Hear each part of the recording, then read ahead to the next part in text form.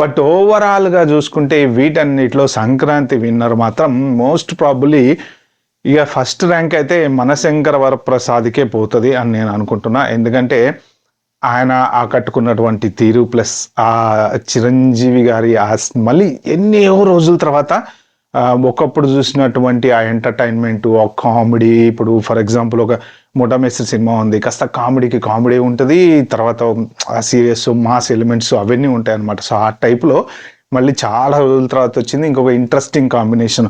ఆ రోజు మొటామేస్త్రిలో ఉన్నటువంటి విలన్ కాంబినేషన్ మళ్ళీ ఈ రోజు మళ్ళీ తీసుకొచ్చారనమాట. సో మోస్ట్ ప్రాబ్లీ ఆ సినిమా అందరినీ ఆకట్టుకుంది, ఎంటర్టైన్ చేసింది. చిరంజీవి గారు చాలా కష్టపడ్డారు. సో డైరెక్టర్ కూడా మంచిగా చిరంజీవి అభిమానుల్ని మెప్పించడానికి ఎంత కష్టపడాలో ఆయన అంత కష్టపడ్డాడు.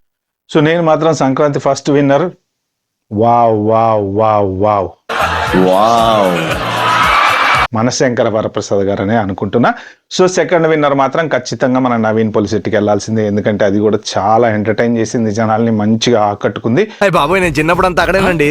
యారా ఆ వైట్ హౌస్ ఇంకా వైట్ గానే ఉందా, బ్లాక్ అయింది. సో ఇంకా మిగిలిన సినిమాలన్నీ మాత్రం రీజనబుల్ గా అన్ని బాగానే ఉన్నాయి, బాగా లేదు అనేటువంటి సినిమాలు అయితే పెద్దగా ఏం లేవులే. కానీ సో మళ్ళీ ఇలాంటి పండగ నెక్స్ట్ ఇయర్ వరకు వెయిట్ చేయాలి. మళ్ళీ ఆ నెక్స్ట్ ఇయర్కి ఏం సినిమాలు వస్తాయో. ఇప్పుడు మళ్ళీ అనిరావుపుడి ఎవ్రీ సంక్రాంతికి అలా ఒక చిన్న చొరకిచ్చి ఫ్లాప్ లేకుండా హిట్ల మీద హిట్లు కొట్టుకుంటూ పోతున్నాడు. మరి నెక్స్ట్ ఎవరితో సినిమా తీస్తున్నారో తెలియదు.